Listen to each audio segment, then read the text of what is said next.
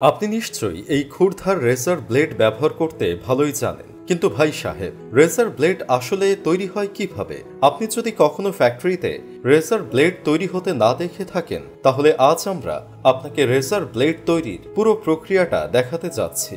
এই প্রক্রিয়ায় প্রথমেই রেজার ব্লেড তৈরির জন্য স্টেইনলেস স্টিল ব্যবহার করা হয়, কারণ স্টেইনলেস স্টিলে জং ধরে না। প্রথমে একটি পাতলা স্টিলের শীট মেশিনে ঢোকানো হয়, যেখানে এর মধ্যে একটি বিশেষ ডিজাইনের ছিদ্র করা হয়।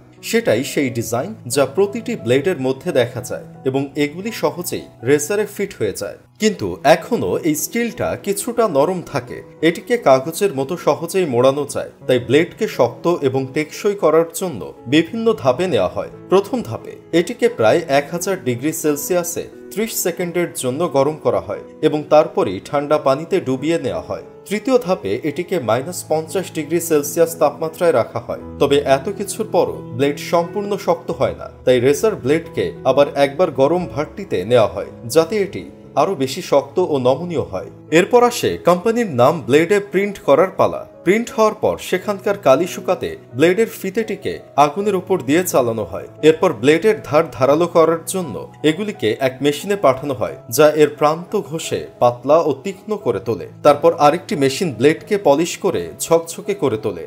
এখন এগুলিকে একে অপর থেকে আলাদা করা হয়। এই পর্যন্ত সব ব্লেড কাটা হয়ে যায় বিশেষ এক কাটিং মেশিনের মাধ্যমে। এর পরের ধাপে ব্লেডের মান পরীক্ষা করা হয়। প্রথমে কম্পিউটারের সাহায্যে এর ধার পরীক্ষা করা হয়। তারপর এক ছোট্ট মেশিনে একাধিক ব্লেড রেখে দেখা হয় কোনো ব্লেডে কোনো ত্রুটি আছে কিনা। এরপর ব্লেডের দৈর্ঘ্য মেপে দেখা হয় সেগুলি সমান কিনা। এরপর এগুলিকে এমন এক মেশিনে রাখা হয় যেখানে ব্লেডের ওপর ক্রোমিয়ামের একটি স্তর লাগানো হয়, যাতে ব্লেড আরো বেশি শক্ত হয়। এরপর ব্লেডের ওপর এক ধরনের তরল স্প্রে করা হয়, যা ব্লেডকে আরো উজ্জ্বল করে তোলে এবং সেই তরল যেন ভালোভাবে ব্লেডে লেগে থাকে তার জন্য ব্লেডকে 350 ডিগ্রি সেলসিয়াসে 20 মিনিট ধরে গরম করা হয়। এরপর আবার একবার ব্লেডের ধার পরীক্ষা করা হয়। এবার ব্লেড দিয়ে ভেজা কাগজের একটি মোটা স্তর কেটে দেখা হয় এর কাটার ক্ষমতা। এরপর ব্লেডকে আধা ঘন্টার জন্য এক বিশেষ ধরনের তেলে ডুবিয়ে রাখা হয়, যাতে ভবিষ্যতে জং ধরার আশঙ্কা কমে যায়।